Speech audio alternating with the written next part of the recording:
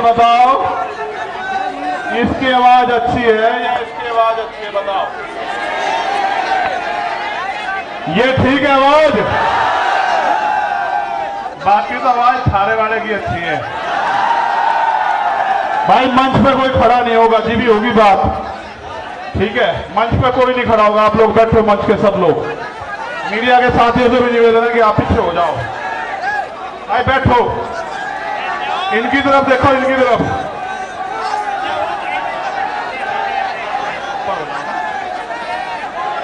बैठ जाओ, जगह देके बिठाओ, जगह देके बिठाओ, उधर को जगह देके बिठाओ। हजा में बैठ जाओ, नीचे मत बैठो, अच्छा नहीं लग रहा। अब बात सुनो, अगर वाकई में बाबा साहब का असली खून हो और अगर थारा दिल धड़कता है अपने भाई के लिए, तो फिर जमीन पर बैठो यार।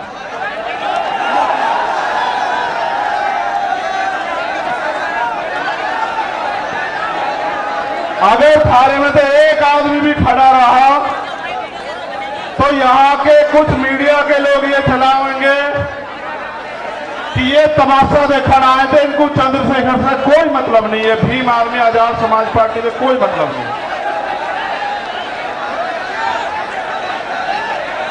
ये बताओ, भीम आर्मी वाले हो या नहीं? आरएसएस वाले तो नहीं हो? भीम आर्मी वाले हो पक्का? बताओ, आजाद समाज पार्टी वाले हो या नहीं हो? बताओ, दोबारा पूछ रहा, बता दो। ये बैठो भाई, फिर भाई बात जो सबसे आगे वही नहीं, मीडिया को छोड़ दो, पहले आप बैठ जाओ, मेरी तरफ देखो, मैं पानी सर पर घेर कर खड़ा हुआ आपकी वजह से। बैठो ना बैठो, जब तक आप बैठने की नहीं कोई बात नहीं होने की। बिठाओ बिठाओ बिठाओ, बेटे पीछे होकर बैठ जाओ, बैठ जाओ, बैठ जाओ, बैठ। पता लगा आपके बीच में से कोई खड़ा होकर गोली मार दे, फिर क्या करोगे? इसलिए बिठा रहा था मैं। बैठ जाओ भाई, सब मारे वाले नहीं हो फिर, इसका मतलब मारे वाले तो एक बार के कहीं पे बैठ जाओ, डंके की चोट पे बैठ जाओ। मैं जानता हूं भीम आर्मी वालों को, मेरे पर भी बैठे जा रहा है यहां, लेकिन एक नहीं हिल रहा जो कुर्सी में बैठा, ये है हमारी ताकत। देखो जो नेता मंच पर बैठे हैं वो बहुत सम्मानित है, इसमें कोई दो राय नहीं है, लेकिन जो यहां सामने बैठे हैं उनका कोई तोड़ नहीं है। मैं आज भाई बात सुनो, नारे नूरे मत लगाओ, बहुत हो गई तो ये बात सुन लो। जैसे तुम बोलोगे मेरी बात पर ध्यान हट, तुम चाहो ध्यान हट जाओ मेरी बात पर, बताओ।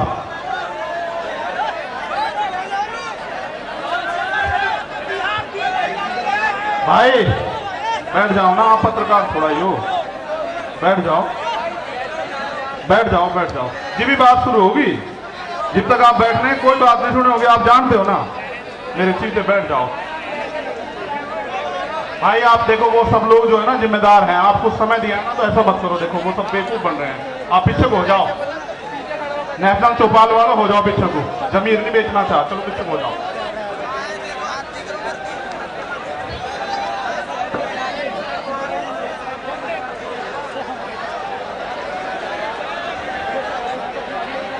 सबसे पहले मैं अपनी बात को रखने से पहले, दो लोग हैं जो बहुत जरूरी थे मगर बोल नहीं पाए, तीन लोग। एक छोटे भाई लोकेंद्र गुर्जर जो मध्य प्रदेश से हैं, जिन पे भी 10 लाख रुपए का जुर्माना लगा दिया है।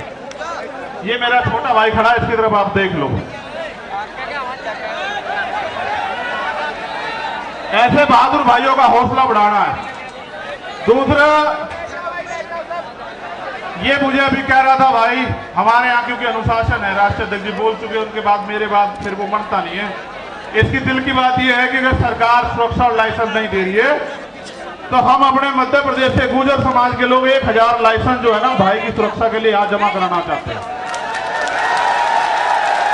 मैं इस पूरे समाज का धन्यवाद करता हूँ। एक भाई हैं बिलाल सहारनपुरी, जिनके गाने बहुत मशहूर हैं, वो भी नहीं बोल पाए, मैं उनका भी धन्यवाद करता हूँ। एक हमारे राष्ट्रीय सचिव हैं चौधरी अमर सिंह पटेल जी, वो भी नहीं बोल पाए।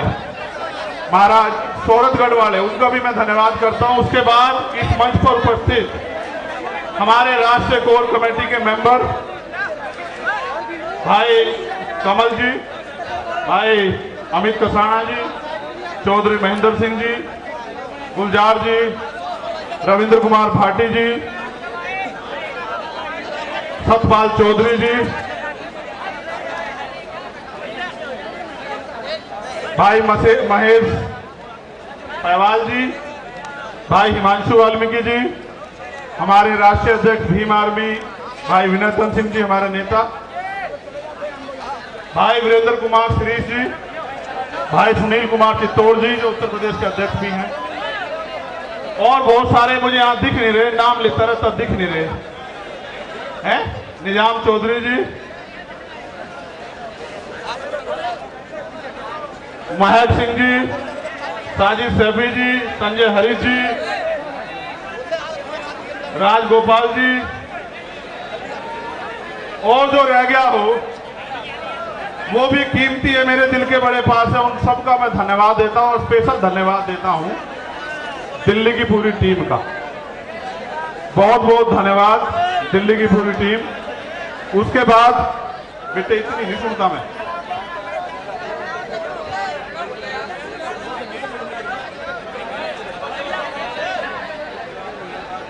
तो मौसम भी आपके साथ है। मैं वादा करके कह रहा अगली 10 मिनट में वो ठंडा होगा, याद रखो मेरी बात को। संतों गुरुओं महापुरुषों का इतना आशीर्वाद है कि अभी वो गोली नहीं बनी जो आपके भाई का सीना चीर जा।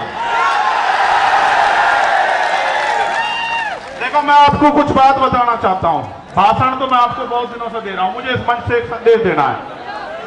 मैं उन सब साथियों का भी धन्यवाद करता हूं जो विभिन्न पार्टियों के एमपी, एमएलए, पूर्व मंत्री, पूर्व मुख्यमंत्री, तमाम हमारे साथी जो आए यहां, मैं उन सबका बहुत बहुत धन्यवाद देता हूं। और मैं पुलिस के साथियों का भी धन्यवाद देता हूं। मैं उनको ये भी कहता हूं, एक सूचना उनके लिए ये है कि मुझे खबर दी गई थी कि अभी कौन सा थाना है भाई, घोड़ा कुआं में हमारी 4 गाड़ी रोक के आपने बंद कर दी। देखो बंद का काम तो हमारा है, आपका नहीं है। आप तो कर्मचारी लोग हो, सबकी मदद का काम है। आपका तो काम है सबकी मदद का। और आप जानते हैं इतने लोग आ जाए लाखों की संख्या में तो आदमी पागल हो जाए, लेकिन हम अपनी ताकत को जानते हैं, कभी हम भीड़ देख के पागल होते नहीं। वरना हम ये भी जानते हैं कि अपनी सारी मांग आज ही मनवा देंगे हम संसद की तरफ को चल के, सारी की सारी आज ही मनवा के जाएंगे। और इसलिए मनवा के जाएंगे क्योंकि मैं अपनी बात को रखते हुए बताऊंगा कि लोकतंत्र है। प्रधानमंत्री टैक्स देते ना हो या देते हो, हमारे किसान, कामगार, दलित, पिछड़े, आदिवासी, जैन, सिख, बौद्ध, पारसी, ईसाई, मुसलमान, तमाम लोग टैक्स दे दे के इस देश को चला रहे। इसलिए देश के संसाधनों पे हमारा अधिकार ज्यादा बैठता है और हम इस देश में मांगने के लिए पैदा नहीं हुए, इस बात को आप लोग याद रखे हैं। मैंने उस दिन भी अपील की, मैं आपको एक बात बस शुरू करूंगा अपनी बात। आप जानते हो जब मैं पहली बार जेल गया 8 जून 2017 को, भाई बैठ जाओ, देखो तुम खराब कर रहे हो, लौट जाओ मगर खड़े ना हो। भाई झंडा फेंक के बैठ जाओ, ऐसा ना करो, मजाक बढ़ेगी मेरी अगर तुम मेरी बात नहीं सुनोगे। मेरी मजाक बनवाना है हो, फिर बहुत बढ़िया। ये वाले तो नहीं काम के हैं, ये तो नहीं मान रहे। भाई राजेंद्र यादव जी, तो जब मैं पहली बार जेल गया, आपको पता है कि मैं जब भी जेल गया मैं अपनी व्यक्तिगत लड़ाई में कभी नहीं गया। आप इस बात को जानते हैं, मेरा समाज इस बात को जानता है। अगर मैं झूठ कह रहा हूं तो समाज हाथ उठा के बतावे कि मैं गलत कह रहा हूं। जब मैं पहली बार जेल गया और जाने से पहले जब पूरी सरकार मेरे पीछे पड़ी हुई थी और ये कहा जा रहा था डीजीपी का ये बयान है रेड्डी लॉ एंड ऑर्डर का, कह रहे सरेंडर नहीं कर देंगे चंद्रशेखर को। वो ये संदेश दे रहे थे कि हम इसका एनकाउंटर करके समाज को संदेश देंगे कि कोई भी अगर सरकार के खिलाफ खड़ा होगा हम उस आवाज को हमेशा के लिए बंद कर देंगे। लेकिन फिर 21 मई 2017 को आप मेरे समाज के सिर माथे सारे लोगों ने आके यही जंतर मंतर, इसी पर आकर आपने मेरे हौसलों को बुलंद करके कहा कि लड़, हम तेरे साथ हैं। और वो दिन है, आज का दिन है, चाहे मैं सीएम पे वाराणसी में जेल गया हूं, चाहे मैं ऐसी एक ताकत को लेके गुरु रविदास घर की तरफ चल दिया था जब इन्होंने मेरी 250 लाठी मार कर खाल उतार दिए कि सच्चो साहब अब तो एसीपी हो गए। जहां रात को मुझे जानवर की तरफ मार कर घेरा गया वो यही खड़े हैं। उनके जो साथी जिस थाने में मुझे मारा गया था 2-3 बार, वो भी मुझे सवेरे मिले थे। मैंने उनसे एक दिन पहले भी ये बात कही जब मैं पहलवानों के अंदर, मैं आदमी भूलता नहीं हूं भाई, जिसने 1 इंच भी साथ दिया कतरा कतरा उसके लिए बहा दूंगा, लेकिन जिसने मेरे लोगों को सताया, जबकि आप जानते हैं कि मैं संविधान में विश्वास रखता हूं, चलो माफ कर दूंगा उसे भी, उसे भी माफ कर दूंगा। लेकिन इस बार आपने देखा कि क्या हुआ, जब वो सीबीआई से नहीं रोक पाए, ईडी से नहीं रोक पाए, इनकम टैक्स से नहीं रोक पाए, जब वो झूठे मुकदमों से नहीं रोक पाए, जेल से नहीं रोक पाए, तो कायरों की तरह आके उन्होंने मेरे ऊपर गोली चला दी। आपकी गोली की तमन्ना सच्ची थी और मेरे लोगों के खून के आंसुओं की संघर्ष की तमन्ना सच्ची थी। अगर आपके गोलियों की तमन्ना सच्ची होती और मुझे कोई आगे की लड़ाई ना लड़नी होती तो उसी दिन प्रकृति जो है मुझे खत्म कर देती, क्योंकि गोली का जो सामना वो बड़ा खतरनाक था। मैं आपको ये बात इसलिए बताना चाहता हूं, मैं आपका खून हूं, मैं कल भी था रहा था, आज भी था रहा हूं, और चाहे फर्श पर रहूं या अर्श पर रहूं या मिट जाऊं, मेरे खून का एक एक कतरा आपके स्वाभिमान सम्मान के लिए हमेशा खर्च होगा। मेरी बात को याद रखना। लोगों ने कितना गुमराह किया आपको, क्या क्या नहीं बताया, क्या क्या नहीं आरोप लगाए, फिर भी नहीं रोक पाए। क्योंकि जब एक गरीब का बेटा खड़ा होता है तो बहुत लोगों को तकलीफ होती है। लोगों को लगता है कि यह देश अमीरों का है और अमीर इस देश में राज करेंगे और गरीब जो है वो खून के आंसू रोगा। मैं आपको ये कहना चाहता हूं कि वो दिन दूर नहीं, गरीब इस देश में खून के आंसू रोने का नहीं, और गरीब इस देश में राज करेगा, ये बात लेके हम लोग सड़कों पर निकलते हैं और हम तो हर दिन को आखिरी दिन मानते हैं। बात मेरी उसकी नहीं थी। जब मैं ज्ञापन पढ़ूंगा आपको पता लग जाएगा कि मैं अपनी लड़ाई लड़ने के लिए आया या मैं अपनी सुरक्षा की मांग करने आया या मैं सीबीआई जांच की मांग करने आया, मैं आपको बता दूंगा। मैंने समाज को इसलिए बुलाया अपने नाम से क्योंकि मैं जानता हूं कि चाहे आप पे एक रोटी कम हो, चाहे आपको पानी ना मिले, चाहे गर्मी आपको कितनी परेशान कर रही हो, लेकिन आप मेरी बात के साथ खड़े रहोगे। और दिल्ली में आज आपने इतिहास लिख के दोबारा दिखा दिया मेरे लोगों, मुझे गर्व है आपके ऊपर। मुझे गर्व है कि मैं गरेट समाज में जन्मा था, मेरा समाज गरेट है और मेरा समाज सम्राट अशोक की तरह गरेट रहेगा। मुझे इस बात का गर्व है। ये बात मैंने आपको इसलिए बताई कि आज के जो हालात है ना, इन हालातों में एक गरीब के बेटे को रोकना जो ईमानदार भी है और संघर्षशील भी है और जिसके गले में पट्टा नहीं है किसी का, वो बड़ा खतरनाक है। जब मैं कहता हूं ना, मुझे आदत है, हम पश्चिम के लोग हैं, तो भाई आप इसे हम ही मानना करो, ठीक है? इसे आप हम मानना करो सारे, क्योंकि भाई मैं भी तो भीम आर्मी का आपकी तरह सिपाही हूं, एक छोटा सा। सबसे पहले मैं धन्यवाद दूंगा जो पैदल चल के आए, दोनों हाथ उठा के उनका बहुत बहुत धन्यवाद। फिर मैं धन्यवाद दूंगा उनका जो साइकिल से आए, फिर मैं धन्यवाद दूंगा उनका जो बारिश में भीगे, तमाम तरह की मुसीबतों का सामना करा, उनका हौसला नहीं डिगा, जिन्होंने औरों को भी प्रेरित किया। और फिर मैं धन्यवाद दूंगा जो बस से आए, ट्रेन से आए, कैसे कैसे आए, भूखे पेट आए, कैसे आए। मैं आज अपने परिवार के बीच में हूं, नेता नहीं हूं, यहाँ आपका खून हूं, मैं आपसे एक सवाल पूछना चाहता हूं बात की शुरुआत में ही। अगर मैं ये लड़ाई लड़ रहा हूं गरीबों की, कमजोरों की, पहले होता क्या था आप जानते हो, मैं आपका खून हूं कि गांव में ताकतवर आदमी, सामंती आदमी जिस बहन की बच्ची की चाहे उसकी चुन्नी खींच ले, उसके कपड़े खींच ले, उसको नोच ले, और फिर गांव में पंचायत होकर बात निमट जाती थी। किसी की बारात रोक दो, किसी के ऊपर पेशाब कर दो, किसी को थूक दो, किसी पे थूक चटवा दो, किसी की मूंछ काट लो, किसी के पानी छूने पे हत्या कर दो। तो पहले ये ताकतवर लोग था, उनका जन्मसिद्ध अधिकार है। मगर जब से भीम आर्मी के सच्चे पहरेदार मैदान में आए हैं देश के अंदर,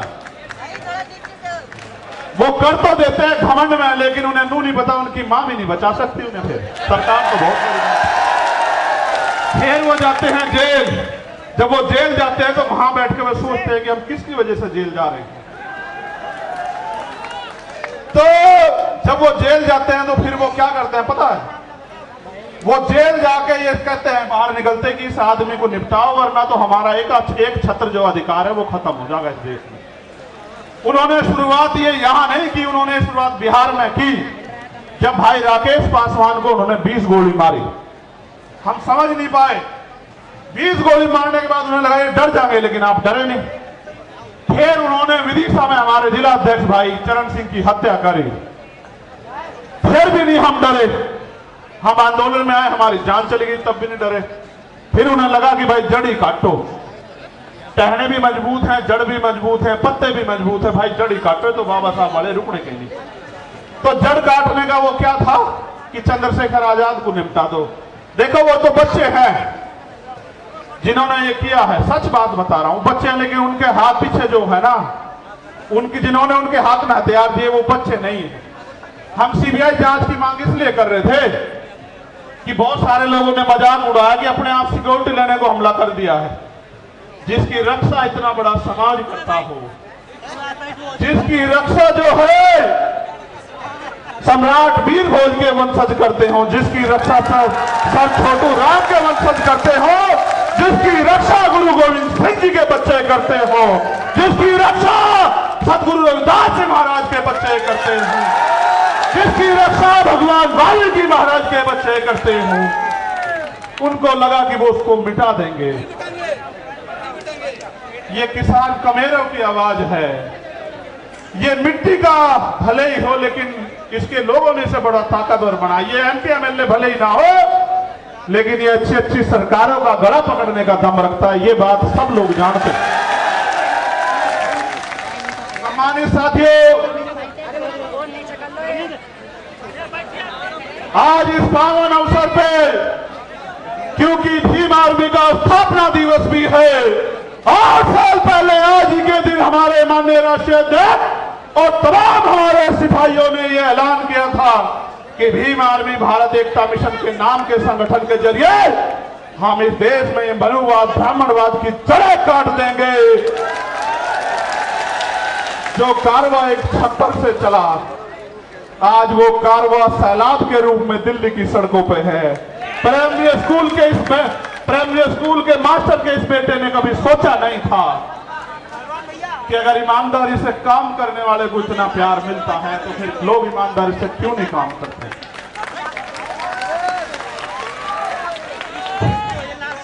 तो मैं इस पावन अवसर पे बहुजन समाज में जन्मे सभी संतों, गुरुओं, महापुरुषों को नमन करता हूं।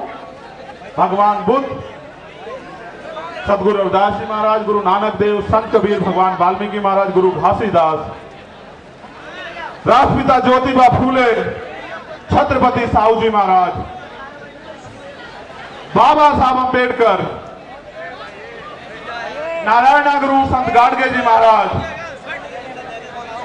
चौधरी सर छोटू राम जी, कोतवाल धन सिंह गुर्जर जी, संत राम बी प्रजापति जी, महामना राजसूप वर्मा जी, बाबू जगदेव प्रसाद कुशवाहा जी, इनको इसलिए याद करो, ऐसी सभा में उनको गोली मार के खत्म किया गया था। वो ऐसे सिपाही, राष्ट्रपिता ज्योतिबा फूले की मूवमेंट के सिपाही, जिनको मारने का काम जो है बिहार में किया गया था। जननायक कपूरी ठाकुर, मान्यवर काशीराम साहब, मान्यवर दीना माना वाल्मीकि साहब को नमन करता हूं। और सम्मानित साथियों, मुझे संदेश के तौर पे आपको ये कहना है, मैं आपसे पहले पूछना चाहता हूं, क्या मैं कोई गलत लड़ाई लड़ रहा हूं? नहीं, दोनों हाथ उठा के बताओ। एक चीज और बता दो पहले ही, बात पक्की करके चलेंगे आज। बेटियां पैर नहीं छुआ करती, बेटियों के तो हाथ सर पर रहने चाहिए। क्या अगर मैं लड़ाई गलत लड़ रहा हूं और ये लड़ाई मुझे नहीं लड़नी चाहिए, तो आप आज इशारा कर दो। मैं ईमानदार से कह रहा हूं, मैं राष्ट्रीय अध्यक्ष जी को लिख के दे दूंगा कि हम ये संगठन बंद करके कोई खेती किसानी का काम कर लेंगे। जो आखिरी में बैठे हैं वो सब लोग बताओ भाई, ऐसे नहीं चलेगा। हाथ उठा के बताओ, ये काम बंद कर दूं? अच्छा अब सुनो, फिर गौर करो, एक सेकेंड, एक मिनट रुक जाओ। ये काम कामयाब कैसे होगा ये भी समझते हो? कब तक मैं आपको दिल्ली बुलाता रहूंगा, भोपाल बुलाता रहूंगा, भरतपुर बुलाता रहूंगा, छत्तीसगढ़ उड़ीसा बुलाता रहूंगा, झारखंड बुलाता रहूंगा? कब तक? हर चीज की एक सीमा होती है। मैं भी आपको बुला बुला के थक गया, लेकिन जो अन्याय अत्याचार हो रहा है वो बंद नहीं हो रहा है। अन्याय अत्याचार बंद करने के लिए पहली 3 बातों पर आप गौर कर लो। पहली ये कि हमें संविधान ने बराबर के अधिकार दिए हैं, सत्ता में हमारे लोग नहीं हैं, इस वजह से, क्योंकि जिनकी सत्ता होती है उनके साथ अन्याय अत्याचार नहीं होता है। तो मान्यवर काशीराम साहब कैडर में एक बताया करते थे कि हमारे पास 5 तरह के बल हैं। कितनी तरह के? 5 तरह के। आवाज आ रही है? गर्मी तो नहीं लग रही? बताओ, गर्मी लगे तो बंद करूं। ठीक, तो 5 तरह के बल है। पहला बल है बुद्धि बल। भाई कान से सुनो, वरना इसके चक्कर में पड़ जाओगे, सब खत्म हो जाएगा।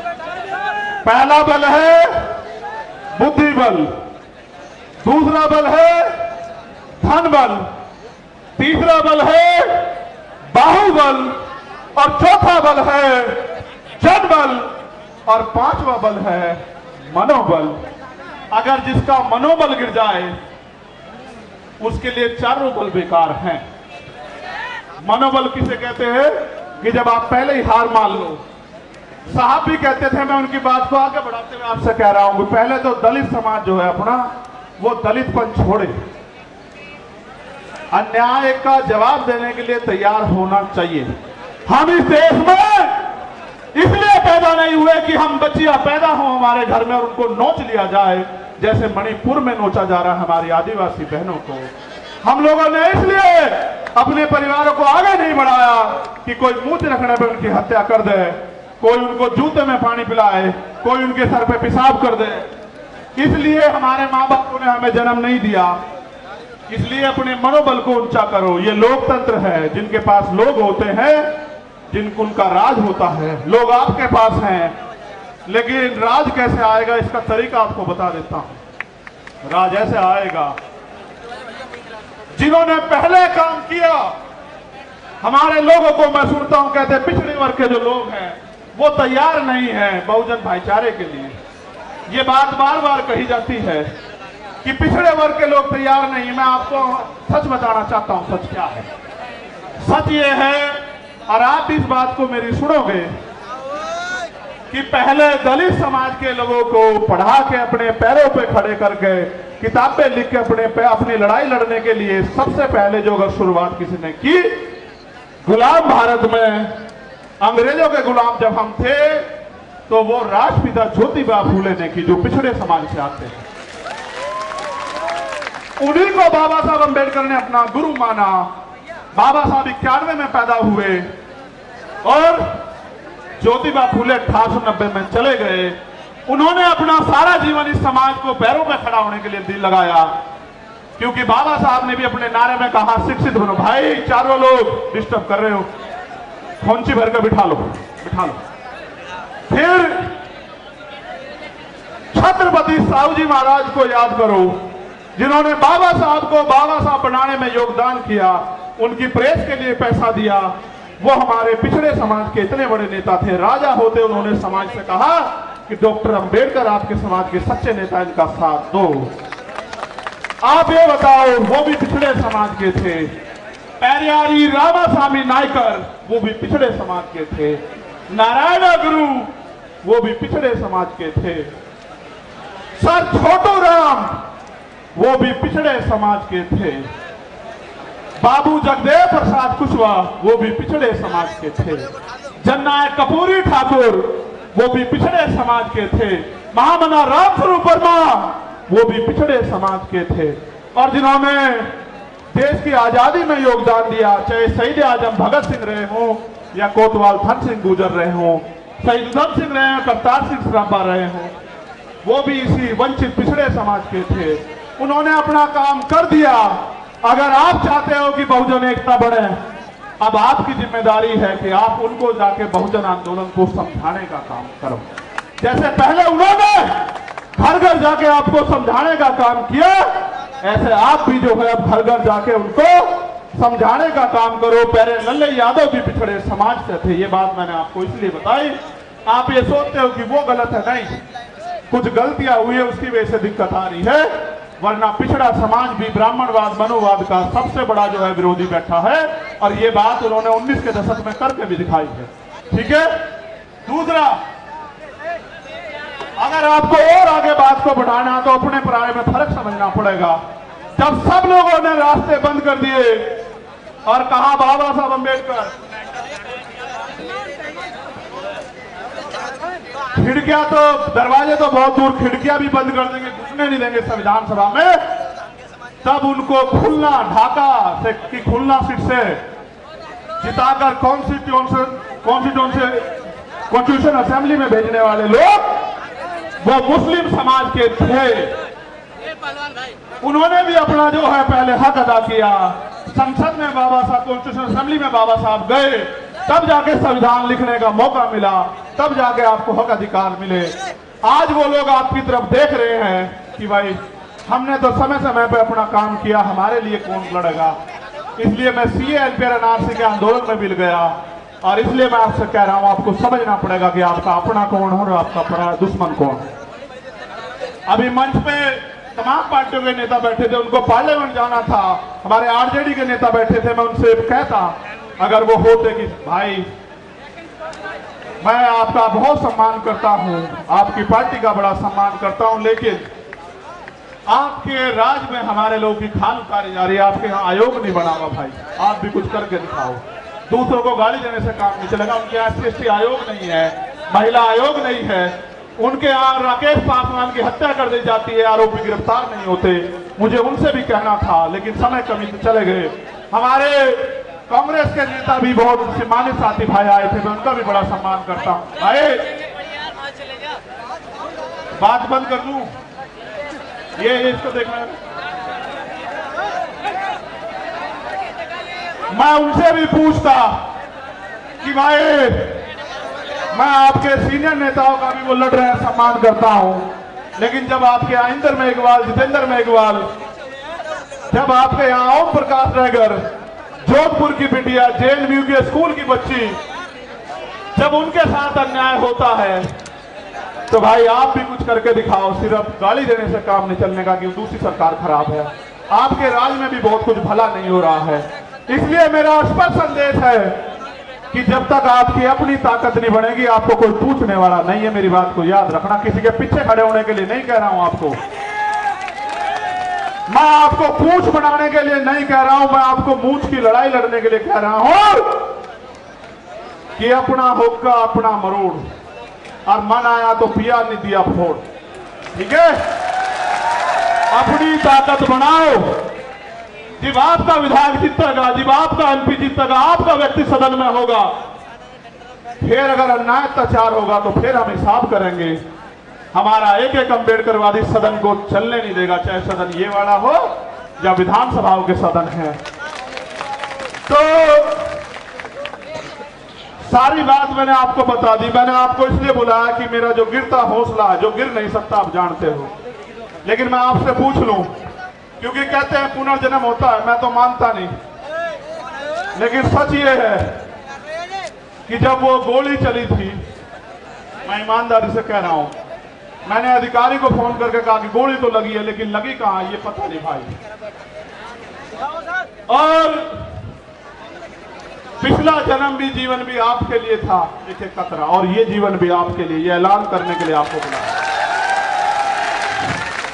दूसरा, सीबीआई जांच क्यों जरूरी है ये भी सुन लो।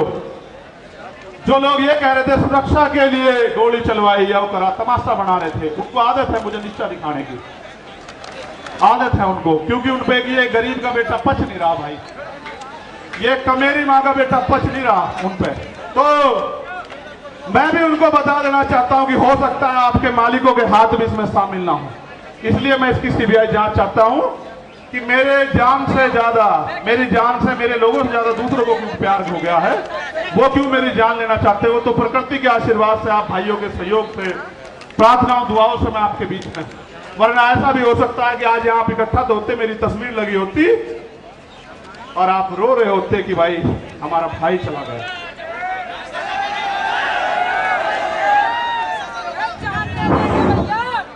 मैं जानता हूं कैसे कैसे उधार पैसे लेकर आए होंगे, और आने जाने के बाद जब खबर आएगी कि आप तक कोई और मुसीबत ना पड़ जाए, लेकिन जब आप अपनी जगह से नहीं हिलते तो फिर मेरे साथ कोई मुसीबत आ जाए मुझे भी हिलने का मेरा मन नहीं करता।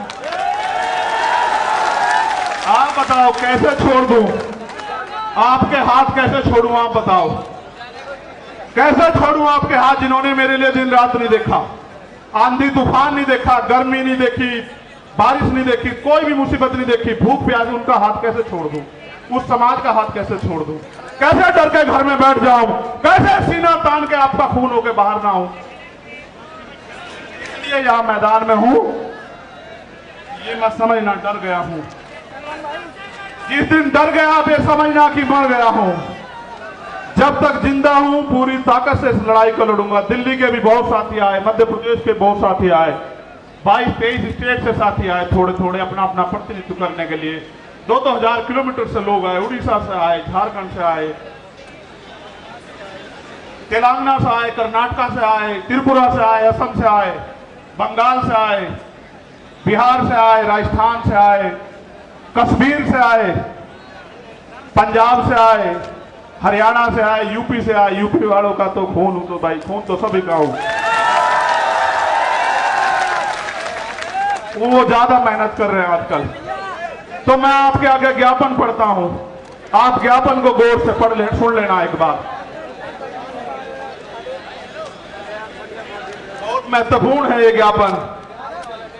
और ये ज्ञापन इसलिए जरूरी है कि एक छोटी सी मांग इसमें मुझसे जुड़ी हुई है, लेकिन बाकी मांग बहुत मुझसे जुड़ी हुई नहीं है, समाज से जुड़ी हुई है।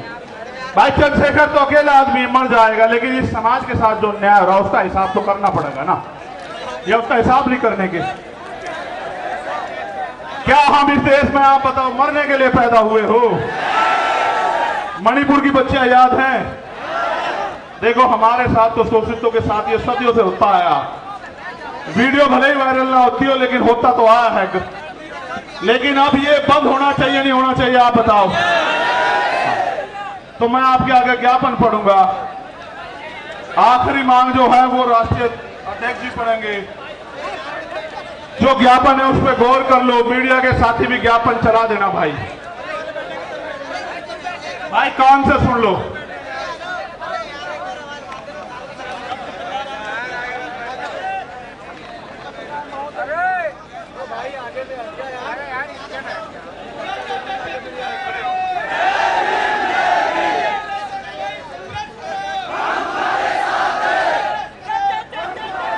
बाचू बोलो, ये गौर सुनो। जय भीम के नारे तो बहुत दिन तक लगा रहे, ये सुनो, इसी में है सब कुछ। निवेदन करना राष्ट्रपति जी के नाम ज्ञापन है, क्योंकि प्रधानमंत्री जी तो उम्मीद खत्म हो गई है। प्रधानमंत्री जी तो उनका भी नहीं लड़ पा रहे लड़ाई, जिनको सरकार बनाए। भाई बैठ जाओ। अरे मैं तुम्हें नेता बनाना चाहता हूं, तुम पत्रकार बनना चाह रहे हो, फोटोग्राफर बनना चाह रहे हो, बैठो यार, क्या कर रहे हो तुम? बैठ जाओ यार, ये कोई बात ठीक नहीं। इतनी बार मैंने कभी नहीं कहा आज तक तुम्हें, आज तक का रिकॉर्ड है, मैंने इतनी बार कभी निवेदन नहीं किया। आप जानते हो नहीं जानते हो? सुनो मेरी बात पे गौर करो, अब मत बोलो बस कोई भी। निवेदन करना है कि स्वतंत्र भारत के संविधान में समस्त नागरिकों को समानता, स्वतंत्रता और न्याय हेतु मौलिक अधिकार प्रदान किए गए हैं। साथ ही सदियों से हक वंचित वर्गों, विशेष रूप से अनुसूचित जाति जनजाति के लोगों के अधिकारों की सुरक्षा व इनके विकास के लिए संविधान में विशेष प्रावधान किए गए। हमारा संविधान समाज के कमजोर वर्गों SC, ST, OBC, माइनॉरिटी के कल्याण हेतु प्रतिबद्ध है। यथा संविधान अनुच्छेद 38 के तहत अनुसूचित जाति जनजाति राष्ट्रीय आयोग का गठन किया गया है। यह अवगत कराना है कि सदियों से SC, ST समुदाय के लोग सामंतवादी और घृणित जातिवादी क्रूर मनवादी मानसिकता का शिकार बनाए जा रहे हैं। हाल ही में मध्य प्रदेश में एक आदिवासी समुदाय के व्यक्ति का सिर के ऊपर अपर कास्ट के व्यक्ति द्वारा पेशाब करना आधुनिक भारत की क्रूर मानसिकता को दर्शाता है।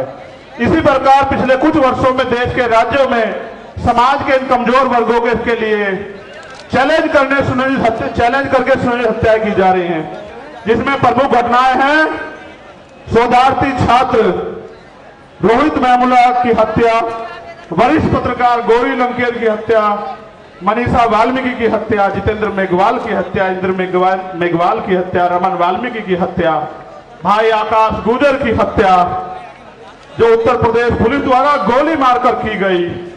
इन घटनाओं से ऐसा प्रतीत होता है कि देश भारत के संविधान से नहीं बल्कि देश का शासन प्रशासन मनोविधान से संचालित हो रहा है।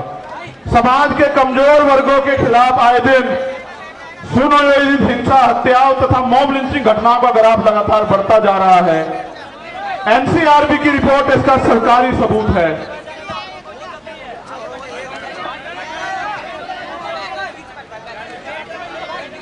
अब मैं आपको एक एक करके मांग पढ़ता हूं। पढ़ूं भाई?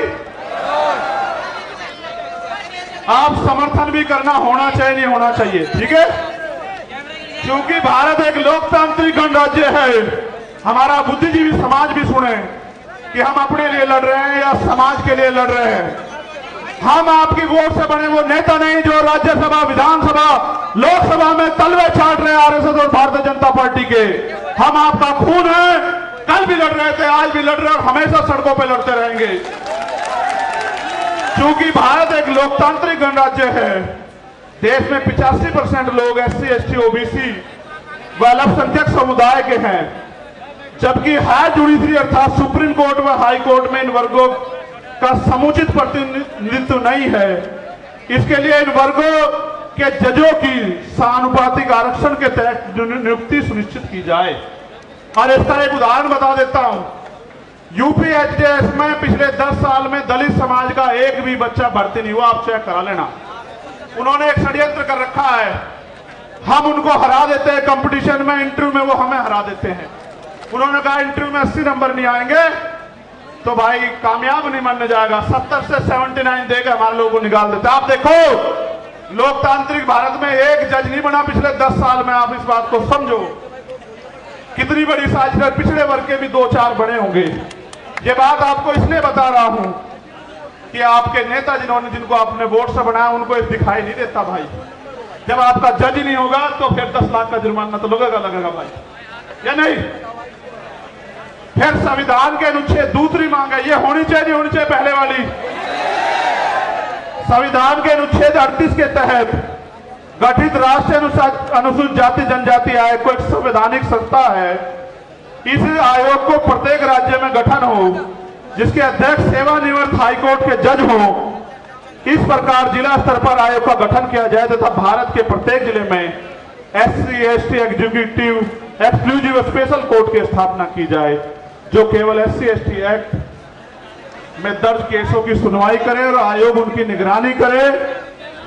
और इसलिए मैंने कहा कि बिहार वालों को भी अपने यहां आयोग बना देना चाहिए, ठीक है? ये होना चाहिए नहीं होना चाहिए? ठीक है, बहुत अच्छे। SC, ST एट्रोसिटी एक्ट 1989 के उपबंध 4 के तहत जिला स्तर पर जिलाधिकारी की संस्तुति में जांच प्रक्रिया की निगरानी हेतु वरिष्ठ अधिवक्ताओं की कमेटी का गठन किया जाए तथा SC, ST समुदाय के जघन्य अपराधों जिसमें कम से कम 7 वर्ष की सजा हो पीड़ित परिवार को आर्थिक सहायता राशि कम से कम जो भी 8,25,000 रुपए मिलती है 50 लाख रुपए की जाए पीड़ित परिवार के एक सदस्य को सरकारी नौकरी दी जाए। बताओ सहमत हो या नहीं सहमत हो? भाई मंच के लोग हाथ नहीं उठा रहे हो तो हम एक तरफ हो गए। चलो आगे बढ़ो। SC/ST वर्ग के अधिकारी कर्मचारियों का उच्च पदों पर SC/ST OBC वर्ग के अधिकारियों कर्मचारियों का उच्च पदों पर समुचित प्रतिनिधित्व हेतु प्रमोशन में रिजर्वेशन का प्राविधान किया जाए तथा इन वर्गों का बैकलॉग कोटा पूर्ण करने के लिए विशेष भर्ती अभियान चला जाए। हमारे बहुत सारे अधिकारी कर्मचारी आए हैं, आप भले धीमे धीमे हमारे साथ खड़े हो रहे हो, हम आपके साथ खड़े हैं। प्रमोशन में रिजर्वेशन SC/ST OBC को लागू करवा कर देंगे इस देश में, याद रखियो। सन 1931 के बाद देश में आज तक जाति आधारित जनगणना नहीं की गई, अतः जाति आधारित जनगणना की हम पुरजोर मांग करते हैं तथा जिसकी जितनी संख्या भारी उसकी उतनी हिस्सेदारी के तहत देश में वास्तविक लोकतंत्र कायम हो सके एवं जनसंख्या के अनुपात में आरक्षण बढ़ाया जाए। आप चाहते हो जातिगत जनगणना हो? ठीक है। यह है कि सरकारी उपक्रमों तथा संस्थानों का निजीकरण संविधान की लोक कल्याणकारी राज्य की अवधारणा खिलाफ है, क्योंकि यह सरकारी नौकरियों में आरक्षण को समाप्त करने की साजिश है। अतः निजीकरण पे तत्काल प्रभाव से रोक लगाई जाए। आप इस पे सहमत हो? जब हमारी सरकार आओगी सारा जिनका निजीकरण हुआ उनका राष्ट्रीयकरण कर देंगे, आप चिंता मत करो। केंद्र और राज्य सरकार के सभी कर्मचारियों के लिए पुरानी पेंशन लागू की जाए। यह है कि सेना में अग्निवीर स्कीम को खत्म कर पुरानी भर्ती व्यवस्था लागू हो, क्योंकि आपने देश की सुरक्षा के साथ खिलवाड़ किया और नौजवानों के भविष्य के साथ लोग अग्निवीर से वापस लौट रहे हैं। इसको भी हम ही करा कर देंगे और किसी में हिम्मत नहीं। ठीक है। भारत एक कृषि प्रधान देश है, किसान देश की रीढ़ है, अतः किसानों की MSP की समयबद्ध कानूनी लीगल गारंटी सुनिश्चित की जाए। और अभी जो किसान आंदोलन हुआ था उसमें जो झूठे मुकदमे लगाए गए थे वो मुकदमे वापस हो और जो किसान सम्मान निधि 6,000 रुपए आप दे रहे हो उसको बढ़ा के 24,000 रुपए किया जाए। यह है कि संविदा नौकरी में आउटसोर्सिंग भर्ती को तत्काल खत्म किया जाए तथा संविदा पे कार्य कर रहे कर्मचारियों को भी नियमित कर्मचारियों का समान वेतन और अन्य सुविधाएं दी जाए। जो सफाई कर्मचारी ने संविदा पिछले 5 वर्षों से अधिक समय से ठेके संविदा पे रखे गए हैं उनको संवैधानिक आरक्षण का अनुपालन करते हुए नियमित किया जाए। आप इससे सहमत हो? भाई पहले तो ठेकेदारी होनी नहीं चाहिए, मगर जो ठेकेदारी पे है अगर सरकारी कर्मचारी को 50,000 रुपए मिल रहे तो उसको भी 50,000 रुपए मिले। इस बात पे सहमत हो? चलो ठीक है। और सफाई कर्मचारी दिल्ली के तैयार हैं, आपकी मांग हम अगले 1 महीने में पूरी करवाने के लिए यहां की सरकार से भी निपटेंगे, आप चिंता न करियो। यूनिफॉर्म सिविल कोड लागू करने से पूर्व सामाजिक और आर्थिक गैर बराबरी समाप्त की जाए तथा शैक्षिक और लैंगिक स्थापना समानता स्थापित की जाए। उसके बाद UCC पे आपसे बात करेंगे। अगर आप अल्पसंख्यकों के विरोध में कोई भी कानून लाओगे हम उसका ड्राफ्ट पढ़ेंगे, आपकी ईंट से ईंट बजा देंगे सरकार के लोगों, इस बात को याद रखना।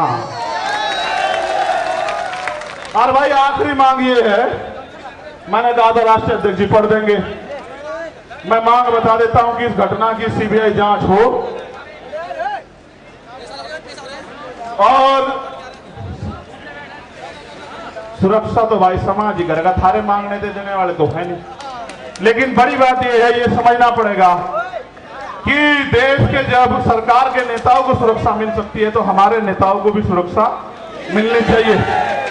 सरकार आती जाती रहती है, हम भी टैक्स देते हैं, आप भी टैक्स देते हो, हमारी संख्या ज्यादा, हमारा टैक्स ज्यादा है, फिर सुरक्षा आपको क्यों? आपकी तो सरकार है, आप पे कौन गोली चला रहा है? गोली तो हम दलित पिछड़े अल्पसंख्यकों की छाती से निकल के जा रही है।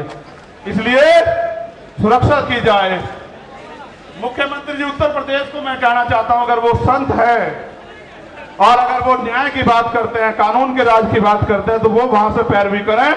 और केंद्र सरकार अगर सच्ची है, उनका हाथ नहीं है स्टेट गवर्नमेंट का और केंद्र गवर्नमेंट का, तो वो रिक्वायरमेंट को जो है जो यूपी गवर्नमेंट भेजे उसको फाइनलाइज करके ऑर्डर करे सीबीआई जांच के। हम बताएंगे कि इसमें सांप चूहे शामिल हैं या बड़े बड़े अजगर जो हैं शामिल हैं। आपको पता है पहलवानों के मामले में न्याय कैसे हुआ, आपने देखा।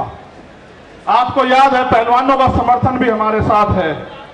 और यहां मणिपुर की कुछ बेटियां भी बैठी है, वो मिलना चाहती है, मैं उनको भी सुनूंगा। और हमारी बहन प्रतिभा जी वो भी यहाँ आई हुई हैं, जो पूर्व विधायक है नवलगढ़ से, उनका भी धन्यवाद। बहुत सारे साथी जिनके नाम छूट गए। यहाँ ओम प्रकाश रहेगा, हमारे छोटे भाई की सिस्टर सरकार बना, ठीक है, तो वो भी बिटिया यहाँ आई हुई है। और बहुत सारे हैं जिनके साथ अन्याय अत्याचार हुआ, सब लोग आए हुए हैं। और एक अगर मध्य प्रदेश में हम लोग पहले तो लड़ाई लड़ ही रहे मध्य प्रदेश के लोगों को, राजस्थान के लोग कहना चाहता हूं भाई मेरी जान की रक्षा तो हो जाएगी, चलो सुरक्षा भी इंतजाम हो जाएगा, लेकिन आम जमीन पे तो आप लोग भी लड़ रहे हो। पूरे भारत में बिहार हो, बंगाल हो, राजस्थान हो, मध्य प्रदेश, यूपी हो, उत्तराखंड हो, आपकी रक्षा कौन करेगा? आपको भी तो गोली चल सकती है। इसलिए हमें सुरक्षा की नहीं, अपनी सुरक्षा की नहीं, समाज की सुरक्षा की जरूरत है। इसलिए सरकार सुरक्षित माहौल लागू करे। और अगर सरकार पे सुरक्षित माहौल लागू नहीं हो तो सरकार कुर्सी छोड़े। क्यों जबरन चिपक के बैठे हो भाई? आप मणिपुर को न्याय नहीं दे सकते, आप राजस्थान में न्याय नहीं दे सकते, आप बिहार बंगाल में न्याय नहीं दे सकते, आप दिल्ली में न्याय नहीं दे सकते, आप मध्य प्रदेश में और केंद्र से न्याय दे सकते। तो भाई हम अपने लोगों को ये कहना चाहते हैं आप सब लोगों के सहयोग से कि राजस्थान के लोग मेहनत करने पे आ जाओ, मध्य प्रदेश के लोग मेहनत करने पे आ जाओ, छत्तीसगढ़ के। तो इसी बार जो है आपका सत्ता की चाबी आपके हाथ में मध्य प्रदेश राजस्थान में आ जाएगी, छत्तीसगढ़ में। क्योंकि चुनाव जैसा होगा उसमें 5-7 वोट विधायक जिसके पास होंगे उसके पास चाबी होगी। और हम काम करने वाले लोगों को लड़ा रहे हैं, तो हमारा विधायक जो है हो सकता है वो चीफ मिनिस्टर बन जाए या डिप्टी चीफ मिनिस्टर बन जाए, आपकी सरकार में हिस्सेदारी हो जाए। इसलिए आपसे कहूंगा मध्य प्रदेश राजस्थान के लोग ज्यादा काम करें और आप यहां आए पुणे।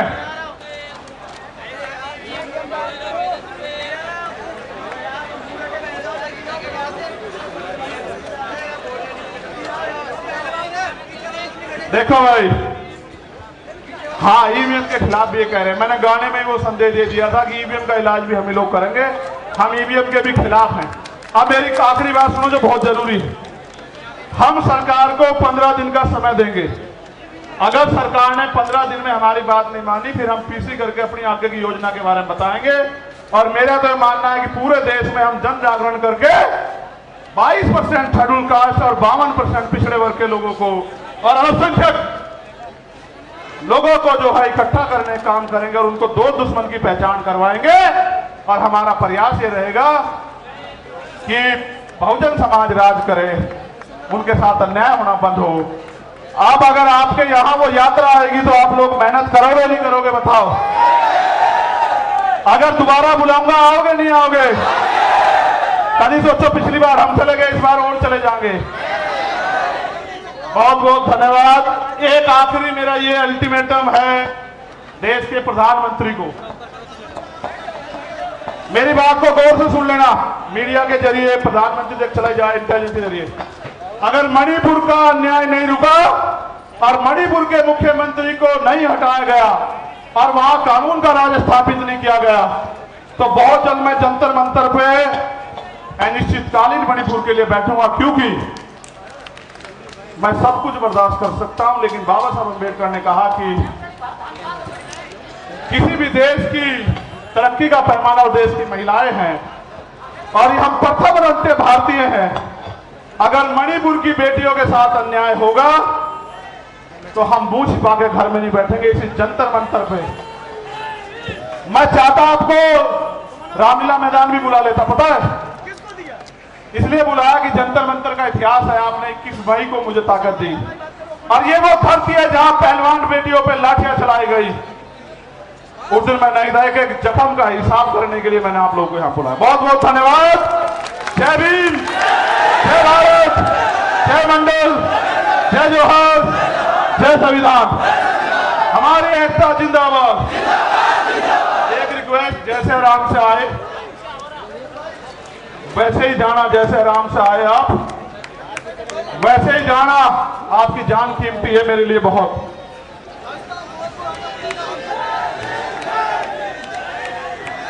जो जैसे आए ऐसे ही जाना। आपने देश को बता दिया कि भीम आर्मी आजाद समाज पार्टी झुकेगी नहीं। धन्यवाद।